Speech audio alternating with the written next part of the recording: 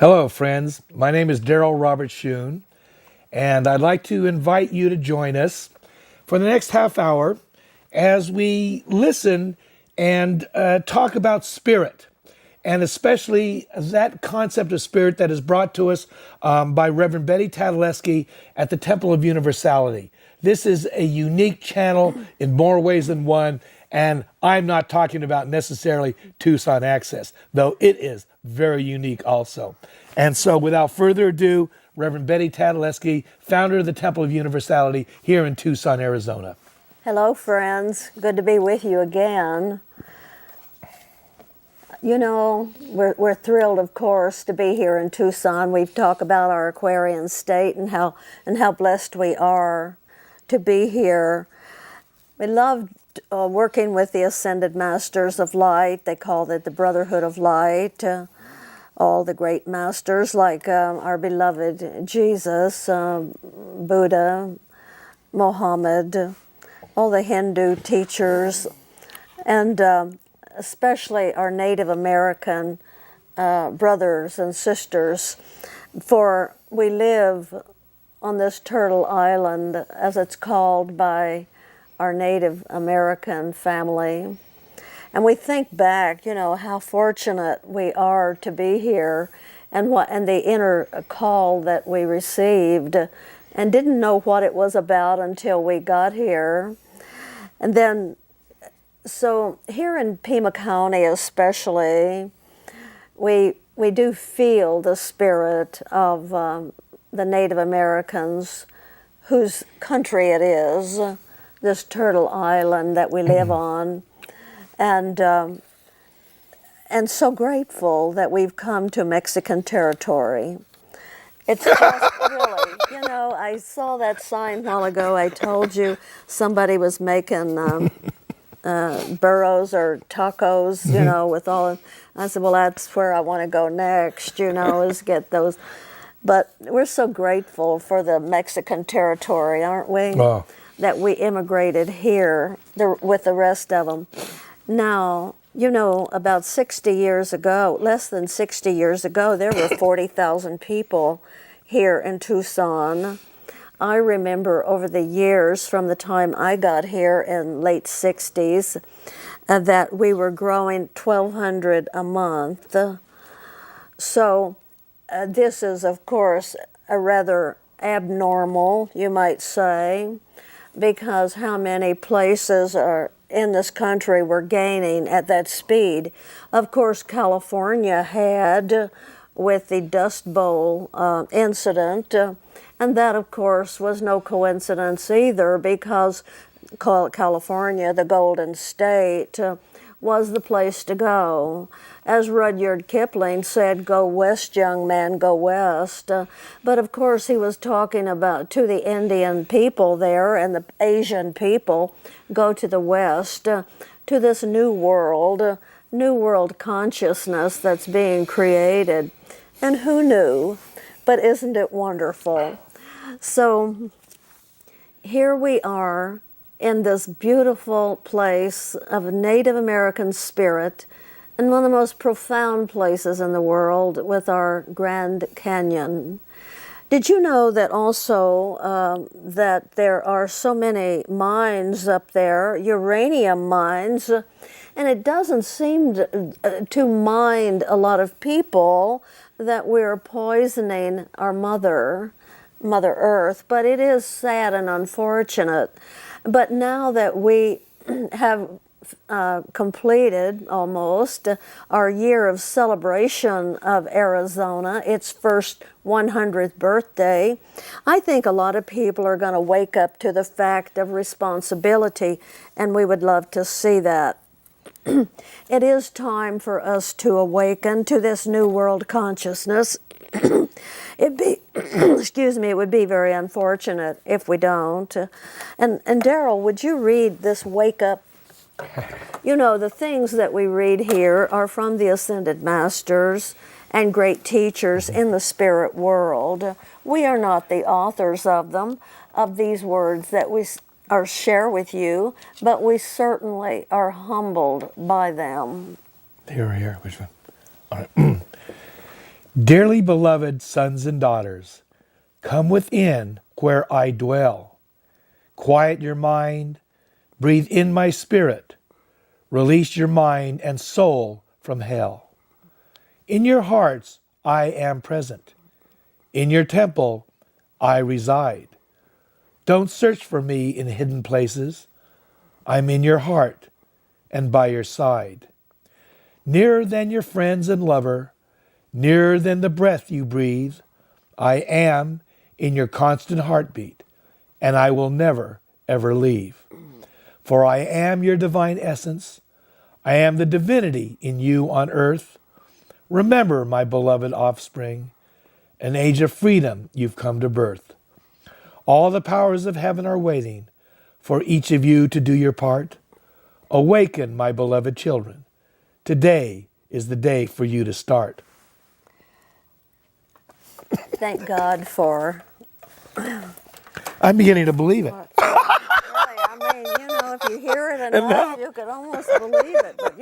But where's the sin and guilt, That was back then. And Yeah. Jesus never said that. No. What he said was, the kingdom of heaven is within Yep. you. Yep. Actually, it's spoken several times. It's mentioned over in, I believe, in Corinthians. But when I think of the the two books of Corinthians, and I think of St. Paul, this man who had been, if not a murderer himself, he certainly was a great accomplice for it, and an attorney, So we talk to him often, but mostly we talk to him in his higher mind as Lord Hilarion. But I was on doing a talk one time at Camp Chesterfield, the Spiritualist Camp, and I was honored to do a welcoming speech as it opened for the season. And I was having such a good time on the podium. And it was just, and I thought later, was I doing a comedy act or what? Because everybody was so, it was rather elevating, but in a fun way. And so when we went to the next session after that, it was exclusively for masters to come in, universal master teachers. And Lord Hilarion said, Betty, we enjoyed being on the podium with you, with all of the laughter and all of the fun. And he said, can I come in as St. Paul? Now, one of these days, we're going to talk about that R word, reincarnation, and the evolution of consciousness. So I said, well, I would be honored. So St. Paul came in, and he said what he says in the book of Corinthians, both the books. I would not have you ignorant. I would not have you ignorant. And he said, Betty, it was so fun to be with you on the podium with this large group, because when I started the 7 churches in Asia, usually there was not more than 6 people in the gathering. So that lightened my heart a bit to think of those precious words in the talks to the 7 churches throughout Asia, one of them being Philadelphia. So it was wonderful to talk with St. Paul, and it is an honor to talk with Lord Hilarion. Now, I want to say something about that for our audience. Most of you, in some form or another, grew up in a church, Orthodox church of some kind. I don't care if it's Orthodox Methodist, Orthodox Southern Baptist, Pentecostal. Pentecostal, even Unitarian, a little more reified. Right, yeah. But still, there's a belief system. Yeah. We hear about Jesus. And that, You know, well, we hear about St. Paul. We hear Yes. about the apostles. Yeah. You know, we've read them. You know, we've had somebody but we preach don't to us know about that them. they're right here. Yes. Now, Betty, the idea, here we are. I am speaking to you who are listening here, and I am sitting next to a lady, a person right here in the flesh and blood who has just sat here and spoken, saying that St. Paul talked to her in the same way that you would tell your neighbor you stopped off at Sonic Burgers on the way home and brought 3 burgers, a shake, and a double French fry. There's no difference in the way you said that St. Paul talked to you. Absolutely. And your neighbor coming home with his stash of fast food. Now, as unlikely as it seems, for you who are out there, I want to say, I believe her. It's not about a belief. It's No. knowing. You either know or you don't know. Yes, and you. I have no belief system. Yes, I had a belief system. You had a belief system. It And- was other people's knowing. It wasn't even Yes, their knowing. no. It was their thinking. Yes, and see, what I want to say is this: your belief system was shattered. It's gone. It's gone. It's like you lived up in the foothills, in the house with the swimming pool, the kids. You had everything. Some people's paradise. Yes, some people's paradise. All right, and what happened is that your world broke apart. Divine discontent. Yes, you had it all, and it wasn't. You know what it was, Betty? Wasn't that? Yes, most people who have that much think that they don't have enough. Yeah, You know? You always think there's something. I'm not happy. Yes. I'm like a kid. I'm not happy. Yes. So if you've had the BMW, maybe it's the new model. That's right. All right. It's always right. Or if it's not that. For a lot of people, it's a new husband. Yes. Or a new relationship. Yes. you Or know? if your son could get into Stanford. Yeah, instead of this one. With this one. Absolutely. It's something. Discontent. Discontent. All right. And there's enough evidence out there that BMW, that son getting into Stanford, the new husband doesn't do it. Now, Doesn't do it. this is not to say a BMW is not a nice thing. That's right. This is not to say the son admitted to Stanford is not a wonderful thing. Right. And this is not to say a new husband might be a wonderful thing too. But I wouldn't bet on it. No. And Because that divine discontent is going to continue. Yes. Until that hole in your soul is filled from the inside. That's right. Until something within you can pour out to the people. You know, there was That is across the board. That's how we're designed. there was a book written by Debbie Fisher's daughter, okay, called Postcards from the Edge. I read it. And I it's- think there was a movie too. Yeah, but she starts out asking the doctor who treated her. And she said, in it, she writes a little thing. She said, when you operated on me or something, did you find a little piece of heart that's missing? Well, see, that I thought And that that's too. what it is, yeah. I thought that Yeah. too. I thought actually that mine had turned to a lump of coal. Uh-huh. Because why am I so discontented? Yes. Well, then I found out that until you wake up Yeah. and find out that you are here for purpose, Yeah. find out what that purpose is, Yep. and at least get started on it, you're going to be riveted by divine discontent. We see it in the world. We have seen it in the world in a closer view this past year than ever. Before it was we were fighting with one country, maybe 2 countries, or maybe 3. But now We're fighting with ourselves. we're fighting with ourselves and all of these other folks, and we are watching them destroy their own civilization, their own families, Yeah. from divine discontent, and it will continue until the people sit down and realize and breathe holy breath, whole communion with the creative source, which is holy breath. Thank you, God, for the breath I breathe. You know, Betty, I think we were lucky to have been pushed through that door sooner than most. Absolutely. But I also believe Absolutely. that what we just read here is absolutely true, that the world is waking up. It's waking up time. That's what they call it. Awaken, dear children. So, okay, so what are we going to do if we wake up? We'll just be bored. No, No we way. won't. No, we won't. Because, as the great ones say, my delight is in the law. What law? The world is law. This light, where we live and move and have our being, and we're swimming through electronic, energetic consciousness, as a man thinks it is. For 2,000 years, our beloved Jesus has been saying, as a man thinks it is. And when he says, physician, heal yourself, he says, the brain will not live with a lie. It will make true in your body what you tell it.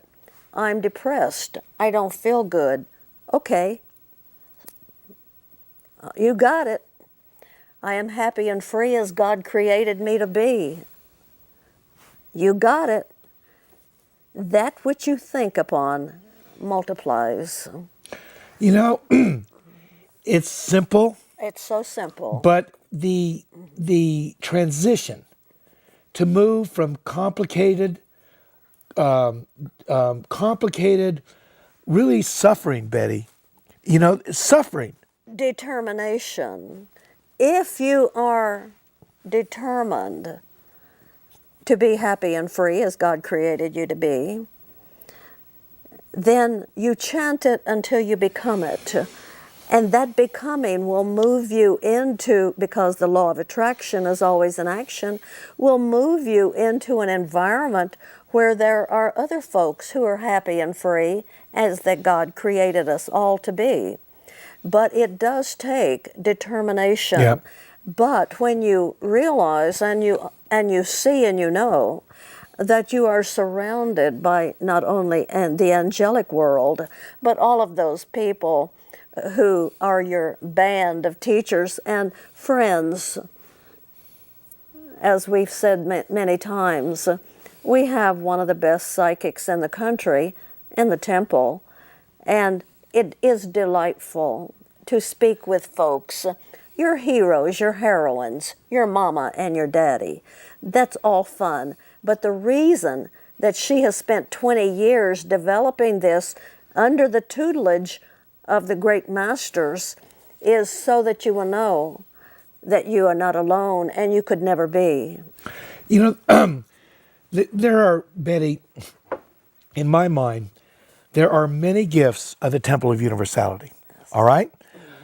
Metaphysically, it coincides with everything that I've studied and read for 40 years. But saw no evidence of it. Yes, but I had reached a certain understanding that this was probably true. That by discernment of reading, thinking, and truly being led. I mean, I have to say that I was led. Well, it's sort of like finding the prize in a cracker box. Finally, at the bottom. You know, in the bottom of at the bottom. box. And not expecting my it. God, this stuff is It's true. Yes. That's exactly what it was like. Absolutely. When we came to Tucson in the year 2000 and eventually met Hoyt Robinette and then the Temple of Universality, we walked into a door into the world that you would walk into in 1979. Fell into Wonderland Yes, also. and followed you there. Yeah. And it wasn't that I disbelieved it. It was only that I had never experienced it. Experience is Yes, the only knowing. experience is truly knowing. The only knowing. It was like just to come and speak with loved ones, all right? People who are no longer here, to find out that people don't die the way we think they do. There is no death. It is not possible for you to die. Now, along the way, I had found out about reincarnation, all right? And you found out that a larger percentage of the world believes in it, yes, or knows it's true, in fact, than the lesser. In fact, reincarnation was an accepted part of Christianity until the Council of Trent. That's right. In 1100s, and they had a vote. Ladies and gentlemen, they had a vote, and reincarnation was thrown out the. It was like the fiscal cliff. Absolutely. They went into sequestration. That's right. They had a vote, and the powers said, "Let's dump it." We're not going to handle this because what can we hold over the people? What sword can we hold over the people if they think, well, they can come back and do it again? Do it again. Just like the infallibility of the Pope didn't happen until the 19th century. Right. And it was a forced vote, and he prevailed against many of the bishops, and all of a sudden, everything the Pope said was gospel truth about the Bible. And there have been some very beautiful, wonderful popes. Yes. Like Pope Paul. Yes, but they didn't. This thing about the infallibility was a vote. Reincarnation was a vote. Betty, what's stunning? I was, and this was even before I even thought this stuff was real. All right. Until you experienced yes, it. yeah, but this is way back there. This has got to be 1967, 66. Okay, I'm in San Francisco. And this guy and his wife, they invite us over, and they've just returned from the Holy Land, okay? He's Jewish, she's a Catholic. She's trying to think that if she converts to Judaism or learns more about it, she can understand him. Right. I've known this guy for years, and I knew that that wasn't possible. It was impossible. She was never going to understand him, okay? But what happened is, at their house, they're watching this. There's a slideshow after they return from this trip to the Middle East. All right, Holy Land or the Middle East. So I'm sitting there, watching this thing, watching the slides move back and forth, and all of a sudden, it's a close-up, and I think it was on Trajan's column in Rome. All right. Right. And now she is saying, because she graduated from Stanford. All right, she is saying that this rendering, it was all stone, it was carvings on this long column, all right? She took a photo, Betty, of a rendering of the Ark of the Covenant. Now, the Jews never made a copy of the Ark because it was a holy instrument. Actually, it's in the Arch of Titus. Oh, is that? Saw it. Maybe that's what it was, all right? The Arch of Titus. And the first day that I was in Rome, the first time. Yes, because it was in Rome. I knew it was a slideshow. We started those 27 conferences in the Holy Land in Rome. Okay. And it was the Arch of Titus. Okay. So I'm looking at this thing, just sort of, not thinking. And I've recently become a hippie. Yeah. All right? So I know about astrology. That's right. All right? Otherwise, I wouldn't have known anything about it. And I'm looking at this, and on the sides of the Ark of the Covenant are the symbols of the zodiac. That's right. That's right. Those astrologers that went to see Jesus from Persia, the Magi, the astrologers, there were a lot of smart folks in ancient Persia, that's when my mind began to realize, that the stories I had been told, if they weren't true, at best, they were incomplete. That's right, incomplete. Incomplete, that's at best. Don't have the whole story. Yes. Well, when St. Paul says, I would not have you ignorant, and the rabbis say, it is our delight to ponder the law. We meditate on the law day and night. And so, as we begin our new year of astrology, numerology, colorology, and spiritual healing, we're not going to be bored, folks. Let us ponder and think on these things. 11 o'clock, Temple of Universality, the corner of Prince and Country Club in Tucson. Reverend Betty Tatalajski, the founder of this great institution.